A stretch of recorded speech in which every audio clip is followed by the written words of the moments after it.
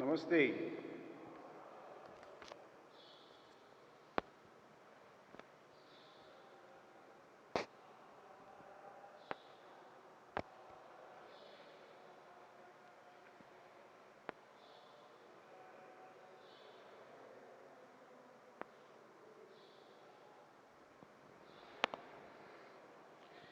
Dear students,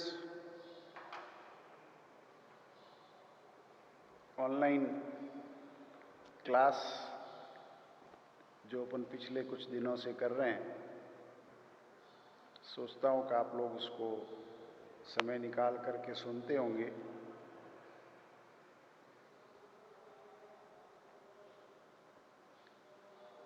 कुछ तो अच्छा लगा होगा। अगर कुछ अच्छा लगा है तो उसको शेयर कीजिए। अच्छा नहीं लगा या समझ में नहीं आया तो वो भी बताइए, ताकि हम उसमें और सुधार कर सकें। आप लोग स्वस्थ होंगे, घर पे सभी कुशल मंगल होंगे, आपके अपने परिचित पड़ोसी सभी लोग ठीक होंगे, ऐसी मैं उम्मीद करता हूँ। कोरोना की इस महामारी से बचना एक बहुत बड़ा टास्क है। आप लोग इसका जरूर ध्यान रखें। अब तक अपन ने कम्युनिकेशन को लेकर के कुछ बातें की हैं। उस कम्युनिकेशन के मीनिंग को पढ़ा, प्रोसेस को समझने की कोशिश की। आपको किताब भी मैंने रेफर की। हो सकता है आपको लगता हो कि सर कम्युनिकेशन के चैप्टर को आप इतना लंबा क्यों खींच रहे हैं या इतना फोकस क्यों कर रहे हैं प्रोसेस पे या आने वाले एक दो और लेक्चर सीरीज पे। इसलिए कि जीवन का सबसे महत्वपूर्ण आयाम है।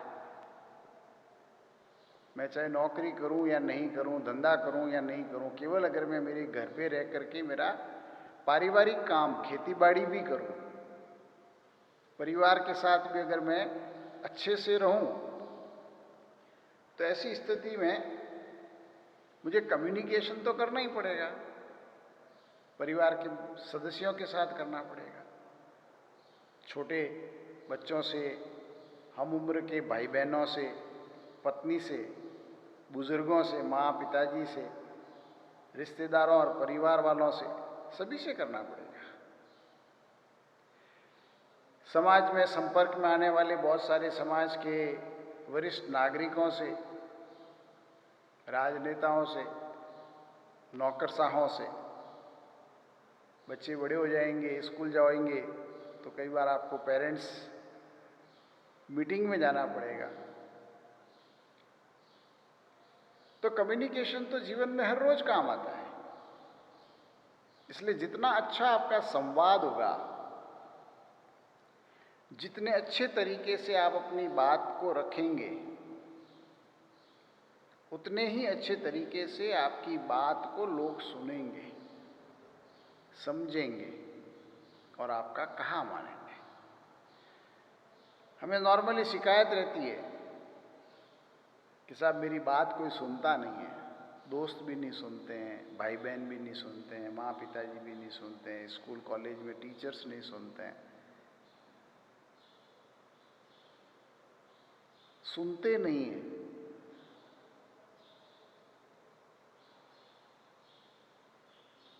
अगर मैं मेडिकल साइंस की बात करूं, सुनते नहीं तो क्या अगले वाले जिससे भी आप कह रहे हो बहरे हैं क्या?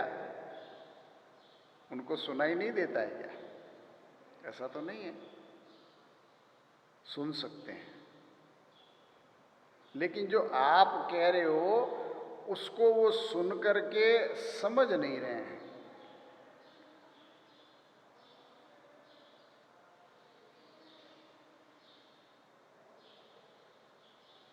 तो आपकी बात को वो अंदर ले जा ही नहीं रहे हैं। अंदर नहीं जा रही है, इसलिए उसका एनालिसिस नहीं हो रहा है, वो रिसीव ही नहीं हो रहा है। तो हम ऐसी बात करें कि वो अगले को सुनने के लिए अच्छी लगे, कर्ण प्रिय। हम रेडियो सुनते हैं, टीवी देखते हैं या टीवी के ऊपर चैनल बदलते हैं, कौन से गीत सुनते हैं जो सुनने में अच्छे लगते हैं? सबका अपना अपना टेस्ट है। किसी को क्लासिकल ठीक लगता होगा, किसी को रॉक डिस्को अच्छा लगता होगा, किसी को रॉक अच्छा लगता होगा, किसी को रोमांटिक गाने अच्छे लगते होंगे, किसी को शायरी और गज़लें अच्छी लगती होंगी, किसी को भजन अच्छे लगते होंगे। सुनते तो वो है ना जो हमें अच्छा लगता है। जब अच्छा लगेगा तो सुनूंगा। सुनूंगा का मतलब ध्यान देके सुनूंगा।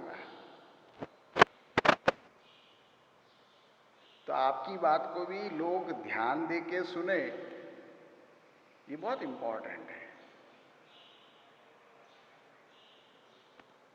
तो कम्युनिकेशन के प्रोसेस को जो अपन ने समझा, उसके बाद की आगे की बात आज अपन शुरू करते हैं।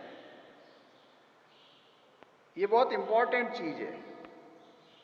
अगर आप इसको ठीक से समझने की कोशिश करोगे तो आपके लिए बहुत अच्छा हो जाएगा।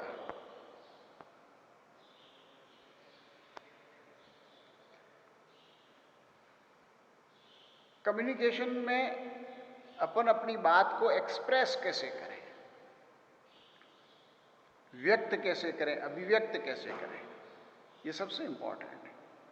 दिमाग में विचार भी आते हैं, दिमाग में बातें चलती भी रहती है, लेकिन उसको व्यक्त कैसे करें?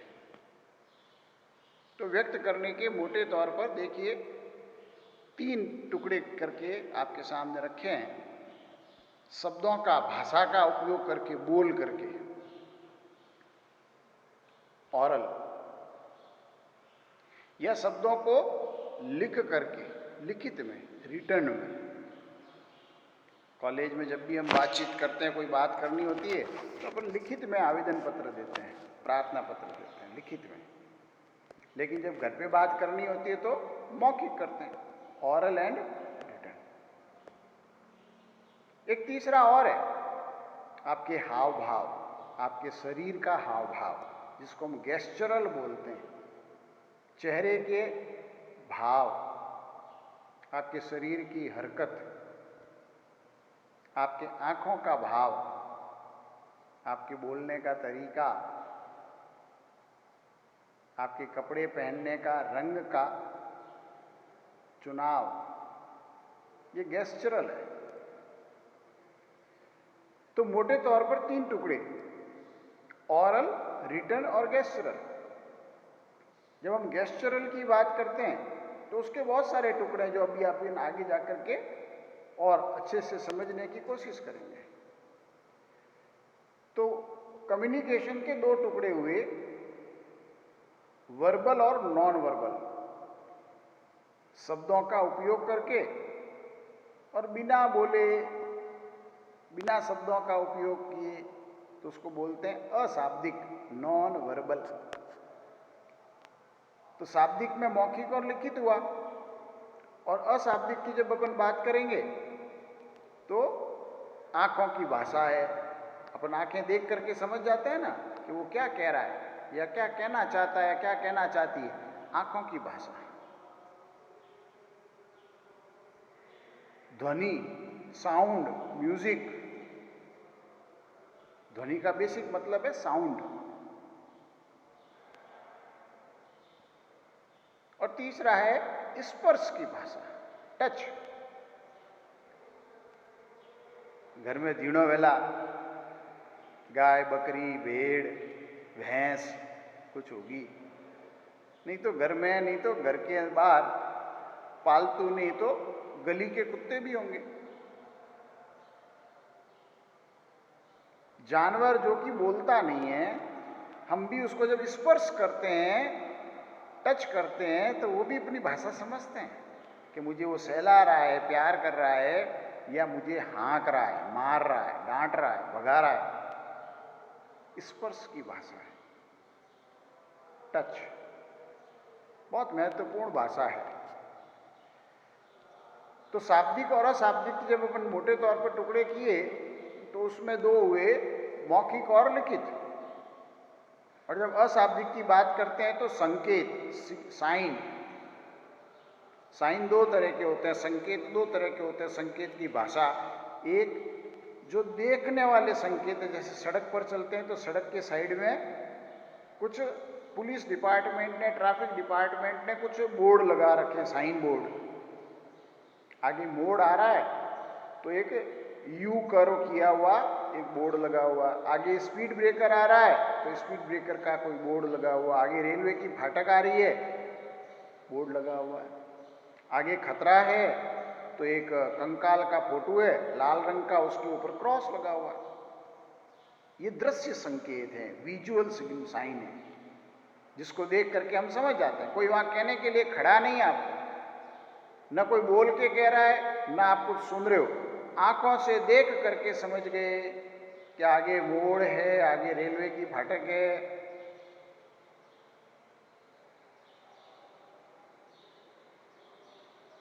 दूसरा है ऑडियो।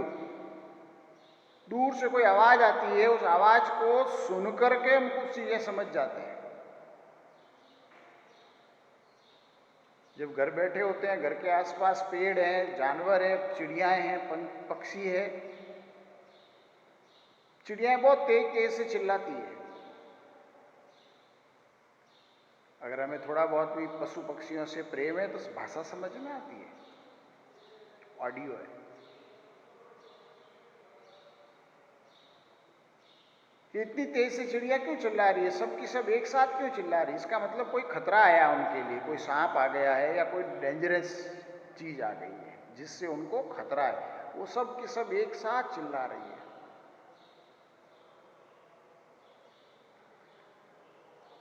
स्कूल पढ़े आप, परेड होती है 15 अगस्त 26 जनवरी के दिन, और उसके अलावा भी अमूमन अच्छी स्कूलें हैं तो रोज सुबह प्रार्थना के समय फिजिकल ट्रेनिंग के तहत परेड होती है, ड्रम के साथ, ड्रम की आवाज आती है। उस ड्रम की आवाज में तेज चलना, धीरे चलना, मुड़ना, सारे के सारे ध्वनि के साथ संकेत होते हैं। अगर आप परेड में रहें तो आपको उस ध्वनि के संकेत आपको ध्यान होंगे। जब कोई खतरा होता है तो सरकार की तरफ से सायरन की आवाज होती है, तेज विसल बजाई जाती है, पूरे गांव में, पूरे शहर में सुनाई देती है। ऑडियो साइन है, अलर्ट है। तो ये विजुअल साइन और ऑडियो साइन, दृश्य के द्वारा, दृश्य की सांकेतिक भाषा से आपको मैसेज देना या ध्वनि की सांकेतिक भाषा से आपको मैसेज देना। फिर हम बिना शब्दों की बात करें तो पैरा लैंग्वेज है, बॉडी लैंग्वेज है, प्रोमिक्सिस है, देहिक भाषा, भाषा और पार्श्व भाषा। ये आगे आपको और अच्छे से समझ में आएगा। इसी का इंग्लिश रूपांतरण है वर्बल नॉन वर्बल, वर्बल का फिर वही ऑरल और रिटन, और नॉन वर्बल के लिए जैसा आपको कहा साइन लैंग्वेज, ऑडियो और विजुअल, और एक बॉडी लैंग्वेज। बॉडी लैंग्वेज के 3 टुकड़े हैं, जो शरीर की भाषा है उसके 3 टुकड़े हैं। Spirit, heart and body. शायद चित्र से आपको कुछ चीजें समझ में आ रही होगी। जब हम दिमाग का उपयोग करते हुए, शब्द या भाषा का चयन करते हुए, लिखित या मौखिक शब्दों के द्वारा कम्युनिकेशन करते हैं, शाब्दिक शब्दों का प्रयोग करते हैं, जो भी भाषा है, हिंदी है, अंग्रेजी है, फारसी है, उर्दू है, मलयालम है, तेलुगु है, राजस्थानी है, उस भाषा का प्रयोग करते हुए दिमाग के अंदर जो भी विचार चल रहा है, उस विचार को हम उस भाषा के शब्दों का चयन करते हुए संदेश बना करके मौखिक और लिखित में अगले को बताते हैं, सुनाते हैं। तो जब दिमाग का इस्तेमाल करते हुए जो शब्द हमने चयन किए हैं या जो भाषा हमने चयन की है, जो वाक्य हमने बनाए, वो स्पिरिट है। लेकिन जब हम बोलते हैं या लिखते हैं ना, तो पीछे के भाव भी महत्वपूर्ण होते हैं। जब भी आप लिखते हो या बोलते हो तो आपके पीछे के भाव, आपकी मन की दशा, मनोदशा, मन का भाव, मनोभाव, इंटेंशंस, कहना क्या चाहते हो, पॉजिटिव है कि नेगेटिव है, प्यार से कह रहे हो, समझाने के लिए कह रहे हो, या डरा करके धमकाने के लिए कह रहे हो। अंदर से मेरा दिल, आत्मा, उससे भी हम बात करते हैं। जब हम बोलते हैं ना, तो दिल भी बोलता है।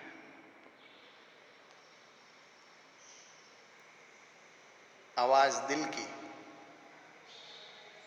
कहने वाला कुछ शब्द और भाषा का प्रयोग करके वे कहता है, लेकिन सुनने वाले को आपके दिल की बात भी सुनाई देती है, समझ में आती है। एक एफएम रेडियो है, सुनो दिल से, बोलता है, उसकी टैगलाइन है दिल से।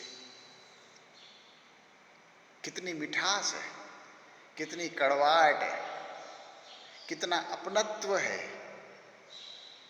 कितनी घृणा है, कितना क्रोध है, कितने भयभीत हैं आप, कितने कंफ्यूज हैं आप, ये सब उससे पता चलता है।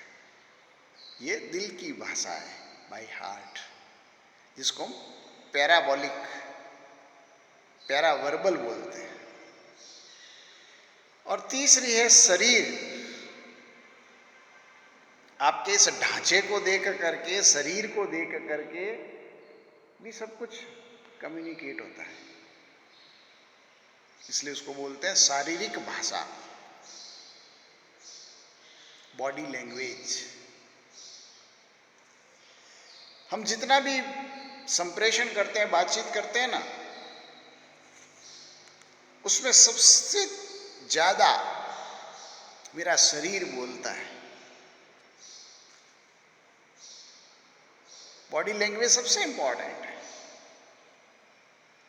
आप जो भी बातचीत करते हो दिन भर में किसी से भी, घर में अपने पेरेंट्स से करते हैं, भाई बहनों से करते हैं, दोस्तों से करते हैं, पत्नी से करते हैं, बच्चों से करते हैं, दोस्तों, क्लासरूम में क्लासमेट से करते हैं, टीचर से करते हैं, कॉलेज में आप प्रिंसिपल से मिलते हैं, बाजार के अंदर दुकानदार से बात करते हैं, किसी अजनबी से बात करते हैं, यात्रा करते हैं, यात्रा में जब रेलवे में डब्बे में बैठते हैं, बस में बैठते हैं, पड़ोस में जो बैठने वाला सह यात्री है, पहली बार बातचीत हो रही है, बातचीत करते हैं। हम जो भी बातचीत करते हैं ना, उसके 3 टुकड़े हैं। शब्दों के साथ,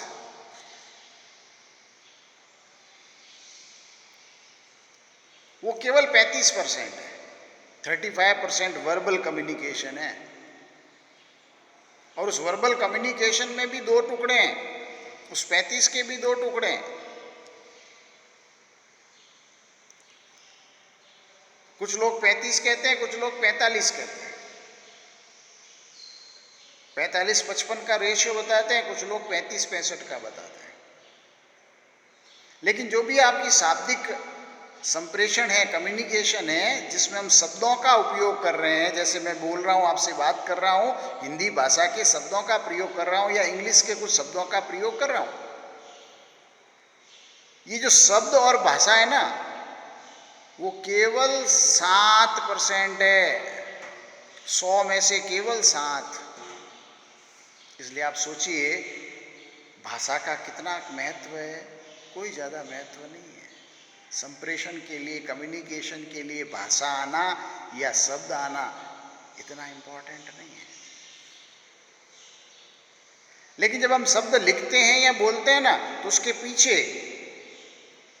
उसके साथ जो आवरण है, शब्द कैसे बोला गया, धीरे बोला गया, जोर से बोला गया, शांति से बात कर रहे हैं या जोर जोर से गुस्से में बात कर रहे हैं, हंसते हुए बात कर रहे हैं या डांटते हुए कर रहे हैं, उसको हम बोलते हैं हार्ट लैंग्वेज, बाय हार्ट। और तीसरा जो सबसे इंपॉर्टेंट पार्ट है जिसको नॉन वर्बल कहते हैं, बॉडी लैंग्वेज। ये बॉडी लैंग्वेज है 55%, 65%। शरीर की रचना, आप कैसे दिख रहे हैं बातचीत करते समय, या बिना बातचीत किए भी आप दिख कैसे रहे हैं। आपको दूर से कोई व्यक्ति आता दिखाई देता है, आप उसको जानते नहीं है, पहचानते नहीं है, कभी देखा नहीं है, लेकिन अगर उसने अपना सिर का मुंडन करवा रखा है, एक चोटी है और शरीर के ऊपर कोई भगवा कपड़ा लपेट रखा है या सफेद कपड़ा लपेट रखा है, एक थैला लटकाया हुआ और हाथ में एक लकड़ी है, दंड है, दूर से देख करके कह देते हैं कोई संत महाराज आ रहे हैं, कोई साधु आ रहा है। उसकी शरीर की रचना, शरीर के वेशभूषा को देख करके आपने कह दिया कोई साधु संत आ रहा है।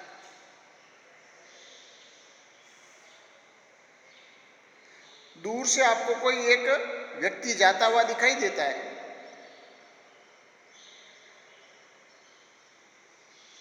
उसके कपड़े के रंग, कपड़े का प्रकार, उसके चलने के तरीके, उसके शरीर की कद काठी, उसके बाल केस सज्जा, उसके चेहरे का किया हुआ ब्यूटिफिकेशन, ये सब देख करके आपको पता चल जाता है ना कि महिला है कि पुरुष है। महिला या पुरुष है तो भी कौन सी उम्र के हैं, महिला है तो वो कंवारी है, शादीशुदा है, विधवा है, वृद्ध है, पता चलता है ना, बिना कहे पता चलता है। इवन देन हमारे राजस्थान में तो पहनने के जो पहनावा है उसको देखकर हम जाति तक बता देते हैं, ये विश्नोई है, ये जाट है, ये पटेल है, ये ब्राह्मण है, ये राजपूत है, ये देवासी है, ये गुर्जर है।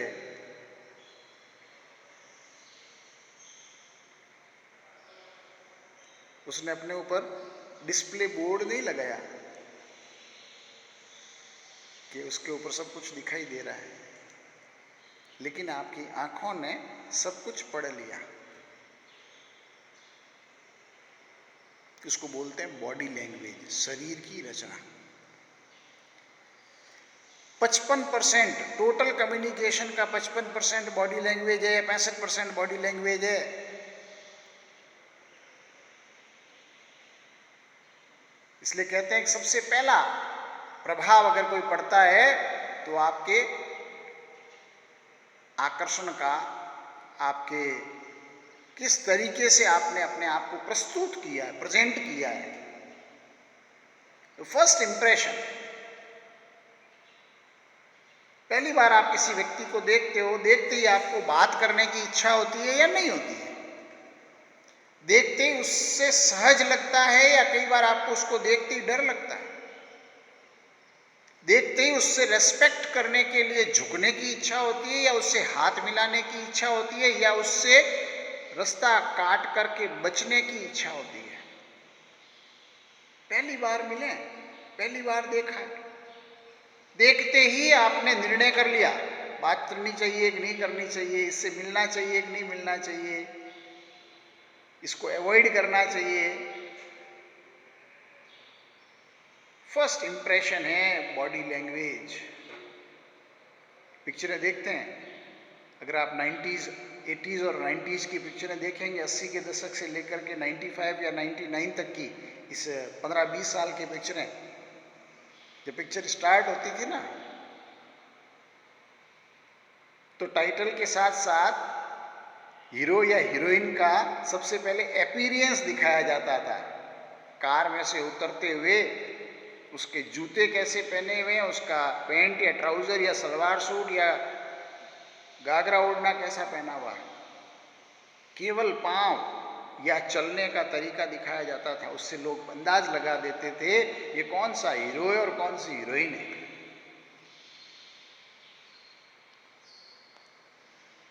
First impression.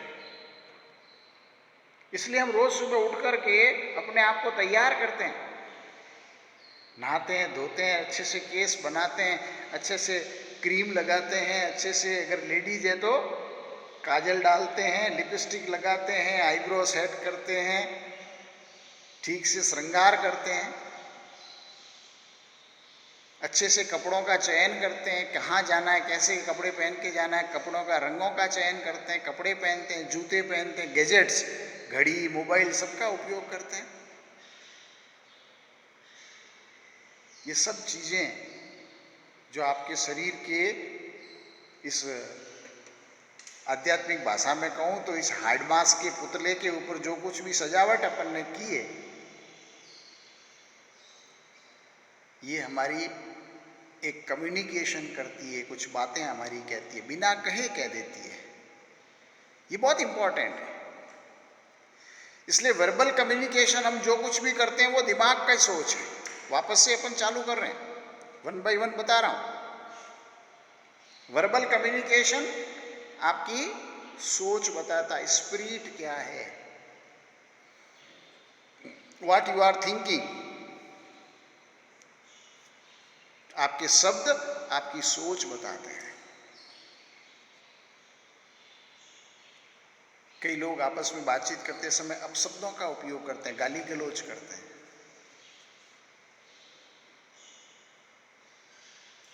उसका मानसिक स्तर पता चल जाता है कैसा है। एक व्यक्ति शब्दों का उपयोग करते समय पता चल जाता है कितना पढ़ा लिखा है, कितनी किताबें पढ़ी है। इसलिए पिक्चरों के अंदर जब डायलॉग लिखाए जाते हैं ना, तो जो डायलॉग लिखने वाला है उसकी शब्दावली बहुत महत्वपूर्ण है। जावेद अख्तर साहब जब डायलॉग लिखते हैं तो आप उनके डायलॉगों को सुनिए, कितने उम्दा किस्म के डायलॉग होते हैं जिन्हें हम याद नहीं रखना चाहते हैं फिर भी याद रह जाते हैं। कौन सा अभिनेता, नायक और नायिका ने बोला इंपॉर्टेंट नहीं है। अमिताभ बच्चन बोल रहा है या सलमान खान बोल रहा है या दीपिका पादुकोण बोल रही है, लिखा किसने था? वो शब्द, स्पिरिट। ये केवल 7% है। वर्बल कम्युनिकेशन केवल और केवल 7% है। बिना पढ़े लिखे लोग भी हिंदुस्तान के अंदर और पूरी दुनिया के अंदर करोड़ों की संख्या में है। तो क्या वो कम्युनिकेशन नहीं करते? किसी को भाषा नहीं आती, किसी को शब्द ज्ञान नहीं है, तो क्या कम्युनिकेशन नहीं करते हैं? क्या कम्युनिकेशन तो करते हैं। तो ऐसी स्थिति में शब्दों की जो भाषा, पूरी दुनिया के अंदर बहुत सारी भाषाएं हैं। सबसे ज़्यादा बोली और लिखी जाने वाली भाषा फ्रेंच है। फिर शायद जनसंख्या ज़्यादा है इसलिए चाइनीज़ का नंबर आता होगा, नहीं तो इंग्लिश, और तीसरी भाषा हिंदी है, क्योंकि 130 करोड़ लोग हैं हिंदी जानने वाले, बोलने वाले। और इस 130 करोड़ के अलावा पूरी दुनिया में भारतवंशी एनआरआईज बहुत रहते हैं, वो भी अपने घरों में हिंदी बोलते हैं। तो भाषा केवल 7% है। लेकिन जब हम शब्दों का उपयोग करते हैं तो शब्दों का उपयोग करते समय केवल लिखना या बोलना इंपॉर्टेंट नहीं है। जब हम लिखित में संवाद करते हैं, लिखित में संप्रेषण करते हैं, तो आप सोचते हो साहब लिख करके बोलने के लिए, लिख करके बात बताने के लिए कहा है तो निश्चित रूप से मुझे हिंदी, इंग्लिश या कोई न कोई भाषा और उसके शब्दों का उपयोग करना पड़ेगा। लेकिन कई बार हम बिना भाषा का उपयोग किए भी लिखित में संवाद करते हैं, लिखित में संप्रेषण करते हैं। आप स्टैटिस्टिक्स पढ़ते हो, ग्राफ बनते हैं, डायग्राम बनते हैं, चार्ट बनते हैं। उस चार्ट को, ग्राफ को, डायग्राम को देख करके हम पता लगा लेते हैं की स्टोरी क्या है।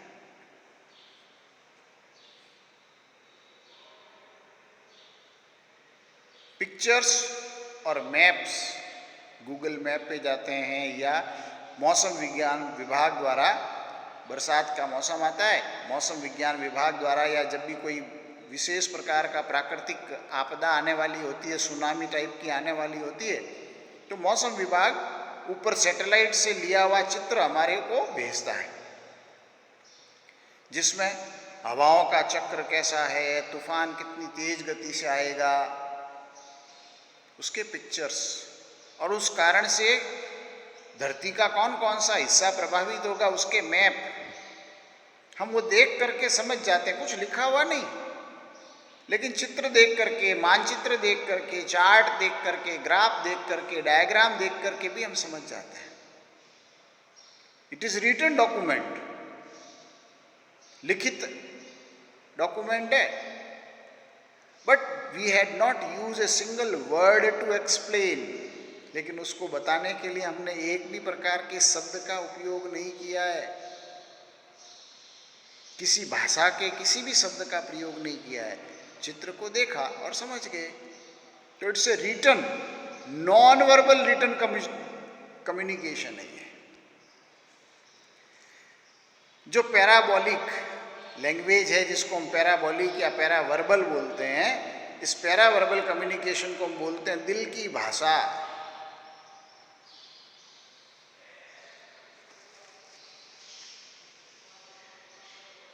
आप लोग अगर रेगुलर लिसनर हैं किसी रेडियो के,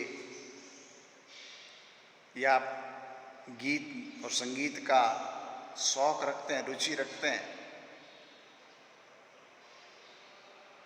तो जरा गौर कीजिए, जब कोई अच्छी सी ध्वनि, अच्छी सी गीत संगीत आपको सुनाई देता है, आप आंखें बंद करके कितना आनंद लेते हैं, आपके चेहरे पर कितनी मुस्कुराहट होती है, कितना ओज और तेज होता है। आंखें बंद है और आपके हाथ और उसकी अंगुलियां चल रही हैं। दिल की बात है।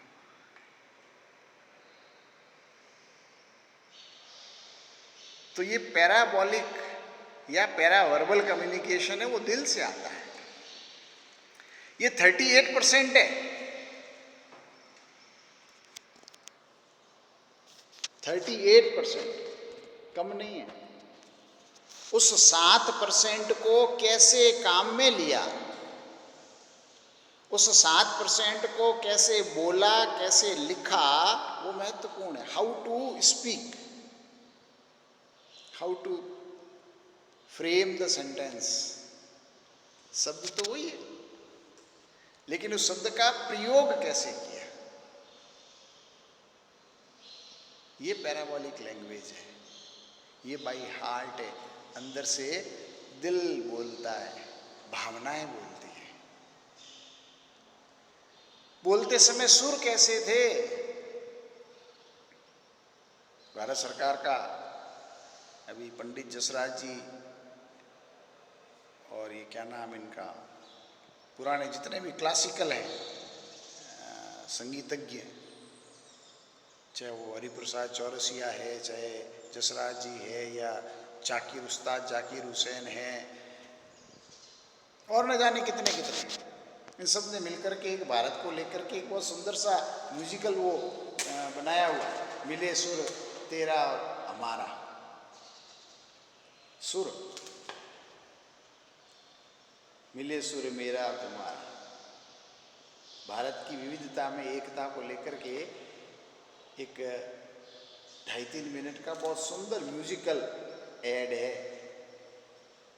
जितने भी पूरे हिंदुस्तान के अंदर उत्तर से दक्षिण, पूर्व से पश्चिम तक के जितने भी अच्छे म्यूजिशियन हैं, संगीतज्ञ हैं, उन सब ने मिलकर के कंपोज किया है मिले सुर मेरा तुम्हारा। सुर, गाना गुनगुनाते हैं या गाना गाने के लिए कहते हैं सुर अच्छा नहीं है। जिसका सुर अच्छा होता है वो कर्णप्रिय होता है, इसलिए सुर इंपॉर्टेंट है। शब्द को कैसे बोला जा रहा है, सुर के साथ साथ जब हम म्यूजिक की बात करते हैं तो ताल,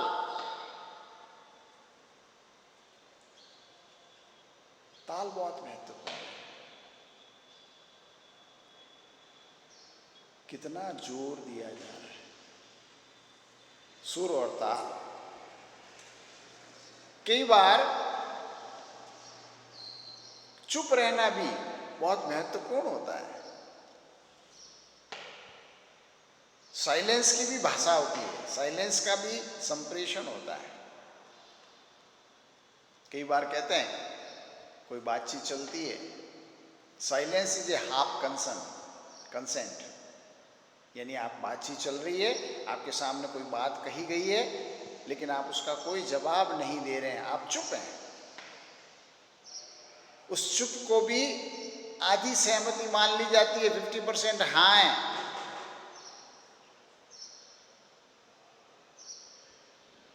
और जब उसके साथ बॉडी लैंग्वेज जुड़ जाती है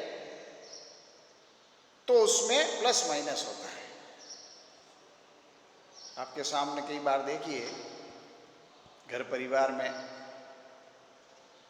भाई बहनों का एंगेजमेंट होता है, when proposal given by parents, अपने घर में माँ पिताजी या जो भी हमारे पेरेंट्स के रूप में, हमारे अभिभावक के रूप में हमारे सामने एक प्रस्ताव रखते हैं। मान लो मैं लड़का हूँ और मेरी सगाई और शादी होनी है, उम्र वो है, तो सामने बातचीत करते समय प्रस्ताव रखते हैं कि भाई ये देखो, एक ऐसा कन्या का प्रस्ताव आया, एक लड़की वालों का प्रस्ताव आया है, ऐसी ऐसी लड़की है, ये इतनी पढ़ी लिखी है, ये ऐसे घर वाले हैं।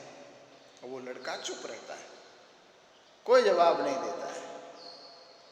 तो that silence is also a consent. क्यों विरोध नहीं किया आपने, आपने मना नहीं किया।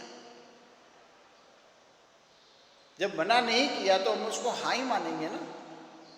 लेकिन उसके साथ साथ जैसे ही प्रपोजल रखा, चुप तो थे, लेकिन मुस्कुराते हुए, मुंह छिपाते हुए, गुनगुनाते हुए वहां से निकल गए। यू आर फीलिंग हैप्पी, अच्छा लग रहा है, it means it's a positive sign. लेकिन जैसे ही प्रपोजल रखा, आप चुप रहे, बोले तो कुछ नहीं, लेकिन चेहरे का भाव बदल गया, उदास हो गए, आंखों से आंसू आने लगे। आपने उस दिन शाम को या सुबह खाना नहीं खाया, समझ में आ गया, not interested. Silence is always a communication. कई बार क्लास में टीचर पढ़ाता है, पढ़ाते पढ़ाते एकदम चुप हो जाता है,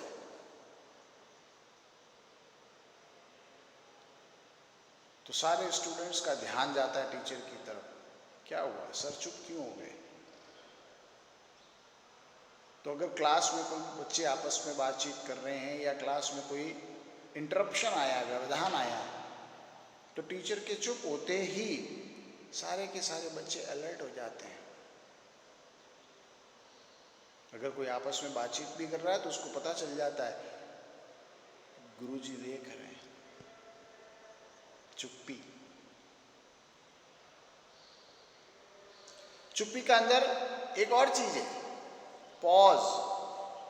आप इलेक्ट्रॉनिक गैजेट्स काम में लेते हैं ना, म्यूजिक चलाते हैं, तो उसमें 3 बटन है आपके सामने। प्ले, एक स्क्वायर बना हुआ है, pause, stop, fast forward and rewind forward and rewind. ये जो पॉज है ना, रुकना, थोड़ी देर के लिए रुकना, वो चुप्पी से ही तो आता है। इस मामले में हमारे देश के पूर्व प्रधानमंत्री अटल बिहारी जी वाजपेयी साहब की कविताएं सुने, उनके भाषण सुने, बोलते बोलते कुछ क्षण के लिए, कुछ सेकंडों के लिए रुक जाते थे, चुप। उस चुप्पी का कितना महत्वपूर्ण मैसेज जाता है, वो उसके भाषण से, उसकी कविताओं से आपको समझ में आ सकता है। प्लस हम जो भी बोलते हैं उसका उच्चारण बहुत महत्वपूर्ण है। आर्टिकुलेट, उच्चारण।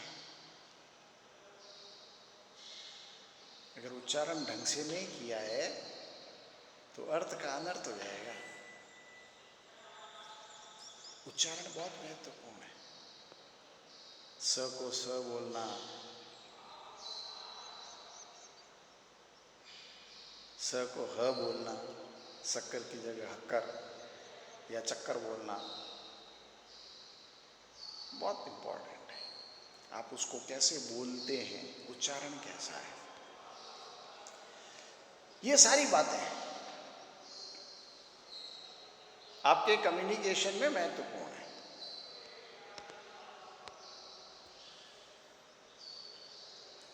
तो मैंने आपको वर्बल की बात की।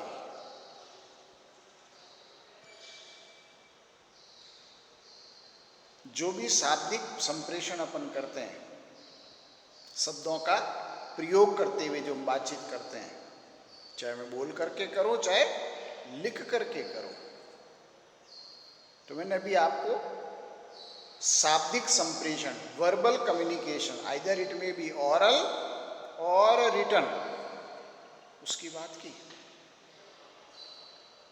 तो जब हम शब्दों का प्रयोग करते हैं तो शब्दों के प्रयोग में भी दो बातें मैंने आपको बताई। एक शब्द और दूसरा शब्द को लिखने का या बोलने का लहजा, जिसको हम पैराबोलिक बोलते हैं। तो ये 38% या 7% उसमें जोड़ें, 45% कम्युनिकेशन का हिस्सा अभी तक मैंने आपको कम्युनिकेट किया है। बाकी का 55% जो बॉडी लैंग्वेज है, शारीरिक भाषा है, उस पर अपन अगले लेक्चर में, अगले वीडियो में बात करेंगे।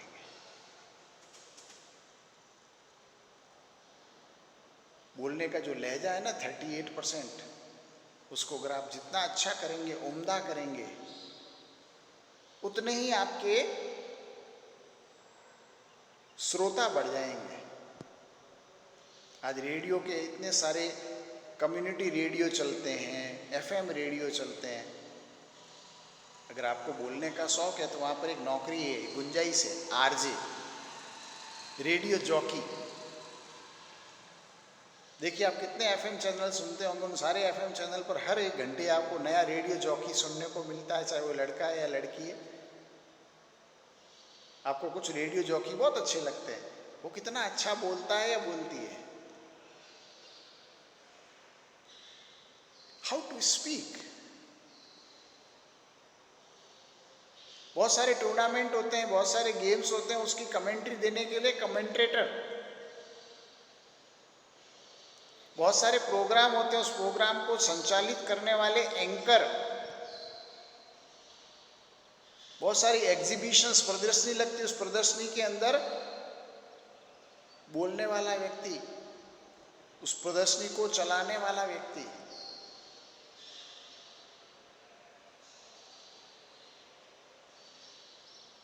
और आजकल एक नया काम और स्टार्ट हो गया, ग्लोबल बिजनेस है, वो इंटरनेशनल बिजनेस है। किसी दूसरी भाषा का बना हुआ पिक्चर या पोर्ट्रेट या प्रेजेंटेशन है, उसको ट्रांसलेट करके हम जब दूसरी भाषा में कन्वर्ट करते हैं, तब भी डबिंग जिसको हम बोलते हैं, फिल्मों के अंदर डबिंग होती है, वहाँ पर भी डायलॉग बोलने वाला व्यक्ति चाहिए। देखिए कितने ऑप्शंस हैं कैरियर के। How to speak. स्क्रिप्ट लिखने वाले तो फिर भी मिल जाएंगे, कथा लिखने वाला बहुत मिल जाएंगे। देखिए रामायण और महाभारत और भागवत, वेद व्यास जी ने लिखी भागवत, वाल्मीकि जी ने लिखी रामायण, लेकिन कोई हिंदुस्तान का ऐसा गांव है क्या जहां पर राम कथा नहीं होती या महाभारत भागवत कथा नहीं होती? कितने साधु संत कथा वाचन करते हैं, लेकिन कुछ लोग बहुत प्रसिद्ध हैं, पॉपुलर है। मुरारी बापूजी की कथा सुनने जाएंगे,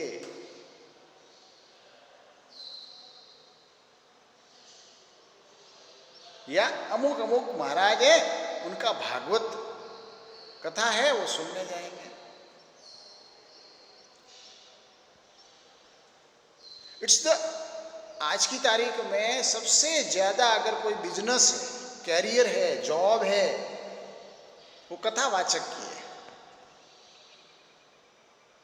किरीट भाई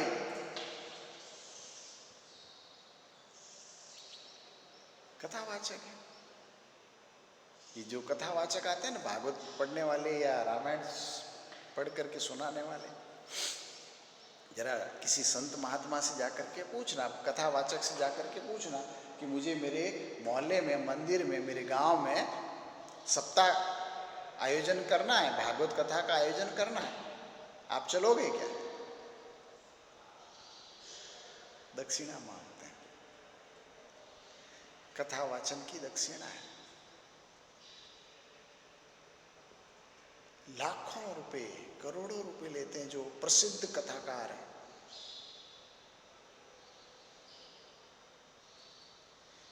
इसलिए बोलने का तरीका बहुत महत्वपूर्ण है। सुर, ताल, चुप्पी, उच्चारण।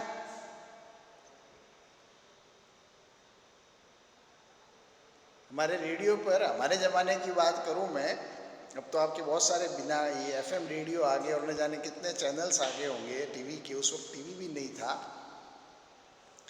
हमारा एक रात को 9 बजे बिनाका और सिबाका का कार्यक्रम आता था कि पिछले सप्ताह में जितने भी पिक्चरें रिलीज हुई, जितने भी गाने रिलीज हुए, उस गानों की रेटिंग आती थी, कौन सा गाना हिट रहा।